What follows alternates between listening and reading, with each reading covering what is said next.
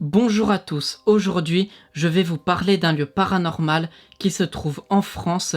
Il s'agit de la maison de M qui est considérée comme l'une des maisons les plus hantées du pays, ou du moins c'est l'une des plus connues. Avant de vous parler des faits étranges, je situe un peu cet endroit.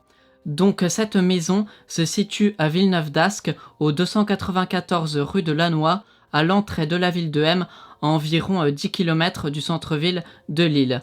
On peut dire que la maison se situe en ville, même si elle est détachée des autres bâtiments.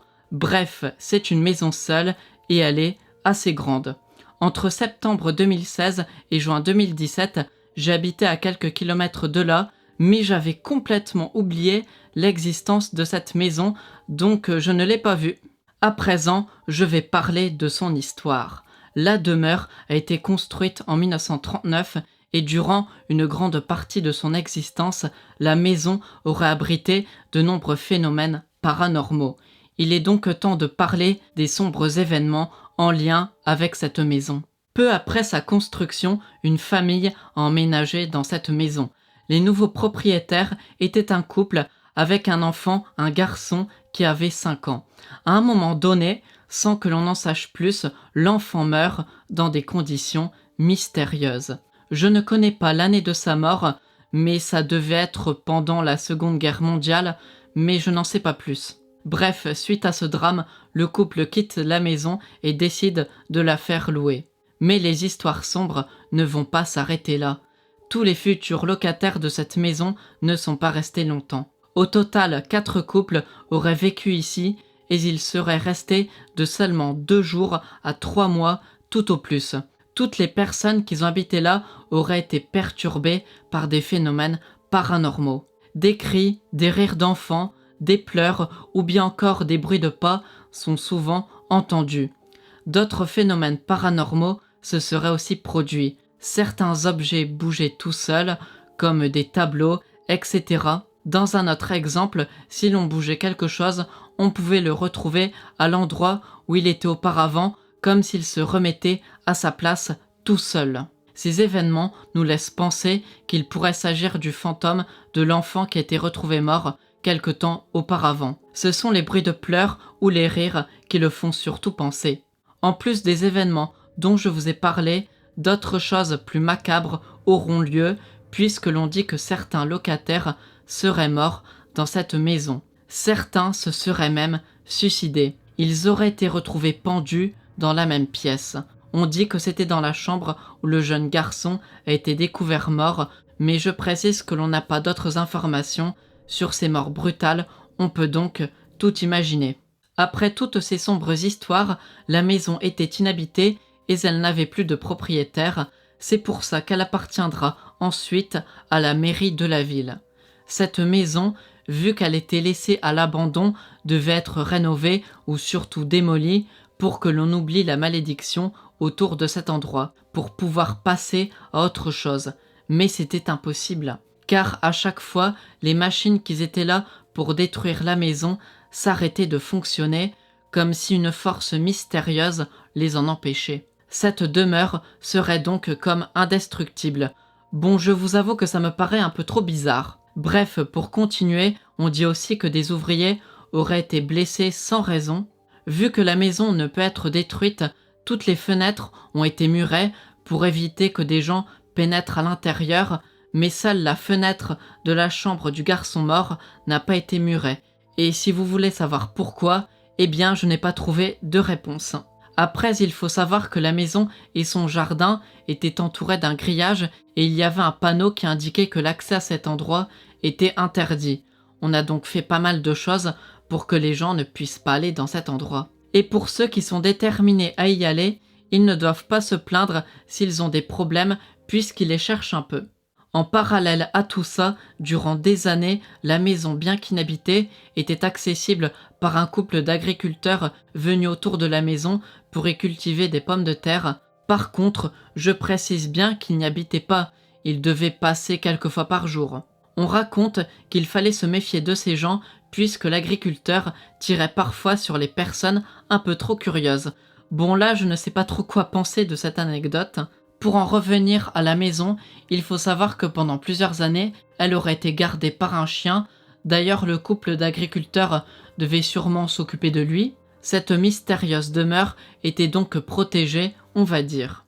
Pendant de nombreuses années, plusieurs personnes se sont approchées de la maison pour voir si l'on pouvait observer des phénomènes paranormaux. Certains entendaient des bruits bizarres, d'autres auraient vu de la fumée sortir de nulle part. On raconte aussi que l'on pouvait voir de la lumière en pleine nuit alors que la maison était censée être vide à ce moment-là. Et comme par hasard, la lumière provenait souvent de cette fameuse chambre où l'enfant serait mort. Et en plus de tout ça, on pouvait encore apercevoir d'autres choses étranges. Par contre, il y a aussi de nombreuses personnes qui ne constataient rien d'anormal en passant devant la maison. Après des années d'abandon, la maison a accueilli, à partir de 2006, une église évangélique. De nombreux aménagements ont dû être faits, puisque je vous rappelle que la maison était à l'abandon depuis de nombreuses années. Il n'y avait rien en état, tout était rénové, retapé, installé. Les travaux seuls ont coûté 200 000 € et il a fallu attendre de nombreux dons pour pouvoir les financer. Ce n'est qu'en 2008 que la maison était totalement prête à devenir une église évangélique. C'est là où officie le pasteur Emmanuel Kamonji, qui bien que croyant, reste assez sceptique sur les rumeurs concernant l'enfant mort et les personnes retrouvées pendues. Il n'a d'ailleurs jamais ressenti de fantômes. Quand je dis fantôme, je parle d'esprit frappeur, et il n'a pas non plus ressenti de malédiction dans cette maison. En tout cas, il a fait bénir cet endroit, comme ça doit se faire dans n'importe quelle église, j'imagine. Monsieur Kamonji est resté plusieurs années dans cette maison et il n'a pas été témoin de phénomènes paranormaux, et toutes les personnes travaillant dans ce lieu n'ont rien constaté d'anormal non plus. Depuis ce moment-là, la maison de M est parfois appelée la maison bénie. C'est donc plus rassurant. Vu qu'il s'agit à présent d'un lieu de culte, il y a eu des enterrements, du moins je parle de la cérémonie, on n'a pas enterré de corps dans le jardin, et il y avait aussi des événements plus heureux comme des baptêmes, des mariages, des concerts gospel, etc. On est donc bien loin des morts mystérieuses, de la malédiction et tout le côté glauque qui a fait la réputation de cette demeure. En décembre 2014, 2 personnes ont voulu cambrioler la maison et ces gens ont allumé un feu à l'intérieur pour cacher leurs traces. Tout ça a provoqué un important incendie qui a complètement ravagé la maison. Pas de chance pour ceux qui ont commis ce crime ainsi que leurs complices vu qu'ils ont été arrêtés. Bref, les dégâts suite à cet incendie étaient très importants, la rénovation était impossible. C'est pour cela qu'en juin 2015, la maison a été totalement détruite et rasée. Depuis ce moment-là, il ne reste plus rien de la maison.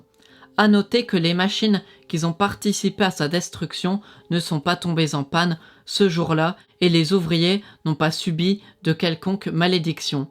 Que l'on croie aux phénomènes étranges ou non, la maison a eu une triste fin. Évidemment, depuis ce moment, on n'a plus aucun témoignage concernant le surnaturel vu qu'il n'y a plus de maison. Les secrets sont partis avec elle. Vous vous rappelez qu'au début de la vidéo, je vous avais dit que j'avais habité pas loin pendant un peu moins d'1 an et que je n'avais pas pensé à voir cet endroit, mais c'était après que la maison a été détruite, donc au final, ça ne change pas grand-chose. Après, j'ai découvert la destruction de la maison seulement quand j'ai fait mes recherches ces derniers temps. À présent, pour donner mon avis, j'avoue qu'en faisant mes recherches, j'ai été déçu. Auparavant, j'avais déjà entendu parler de cette maison et je pensais réellement qu'il pouvait y avoir de nombreux phénomènes paranormaux. Je n'avais presque pas de doute, mais toutes les histoires que l'on raconte autour de cette maison sont tellement floues, il n'y a pas grand-chose de concret, pour ne pas dire rien, qui pourrait réellement me faire penser que cet endroit est plus hanté qu'un autre. Dans mes recherches, j'ai remarqué que toutes les histoires macabres étaient écrites au conditionnel, comme si on n'était sûr d'aucun événement. Pour prendre l'exemple de l'enfant qui serait mort, on ne connaît pas son nom, il n'y a pas de photo, on ne sait pas de quoi il est mort, on n'a pas de date, on n'en sait pas plus sur ses parents, en gros, on ne sait rien quoi. Ce qui me fait penser que ça a été inventé. C'est la même chose concernant les histoires des locataires qui ont fui la maison pour les plus chanceux et ceux qui sont morts. En plus de tout ça, j'ai remarqué que d'un site à l'autre, les faits peuvent changer, on peut dire parfois des choses différentes, bref, on n'est sûr de rien autour de cette maison. Après, peut-être que certaines personnes qui auraient vu des choses dans cette maison, comme de la lumière, n'ont peut-être pas menti, mais ça peut être expliqué par le fait que cette maison a dû voir passer de nombreux chasseurs de fantômes, de squatteurs ou encore je ne sais qui, donc la lumière ou les bruits pouvaient provenir d'intrus qui s'y trouvaient. En plus de ça, certaines informations, comme le fait que l'on ne peut pas détruire la maison, m'a paru un peu ridicule. Tout comme l'agriculteur qui tire sur tout le monde avec son fusil, ça paraît pas très crédible. J'ai l'impression qu'on a voulu inventer tellement de choses autour de cette maison qu'on ne faisait même plus attention si ça pouvait être crédible ou non. Bref, je pense tout simplement que cette maison, dès qu'elle a commencé à être à l'abandon, a attisé la curiosité et son aspect sinistre nous aurait fait penser que la maison pouvait être hantée, puisque dans l'esprit des gens, un lieu abandonné est glauque et pour beaucoup de monde, glauque veut dire hanté. J'ai le même exemple à 5 km de chez moi. Il y a une maison à l'abandon, à moitié en ruine, et certaines personnes, rien qu'en la voyant, disent que c'est une maison hantée, alors que personne n'a observé de phénomène surnaturel. Après, vu que je crois aux fantômes, j'imagine que la maison de M pouvait être hantée, mais pas beaucoup plus qu'une autre maison, je dirais. En tout cas, je ne pense pas qu'il y ait eu de mort étrange ou que quelqu'un a vraiment été témoin de phénomènes paranormaux dans cette maison. J'ai vraiment l'impression que la maison hantée de M est plus une légende urbaine qu'autre chose. Quand on regarde bien, c'est juste un enchaînement de rumeurs. Certaines même sont tellement ridicules que c'est difficile d'y croire. Quoi qu'il en soit, je trouve que c'est une bonne histoire de fantôme ou paranormal à raconter, surtout que ces sujets sont assez rares en France, et pour le peu qu'il y en a, les informations tiennent en quelques lignes la plupart du temps, donc même si cette affaire m'a un peu déçu, ça m'a quand même fait plaisir de vous la raconter. Voilà, cette vidéo est terminée, j'espère qu'elle vous aura plu. Comme d'habitude, je vous invite à laisser un pouce bleu et à vous abonner à ma chaîne. Et si ces prochains temps vous trouvez un lieu abandonné, voire hanté, évitez d'y mettre le feu.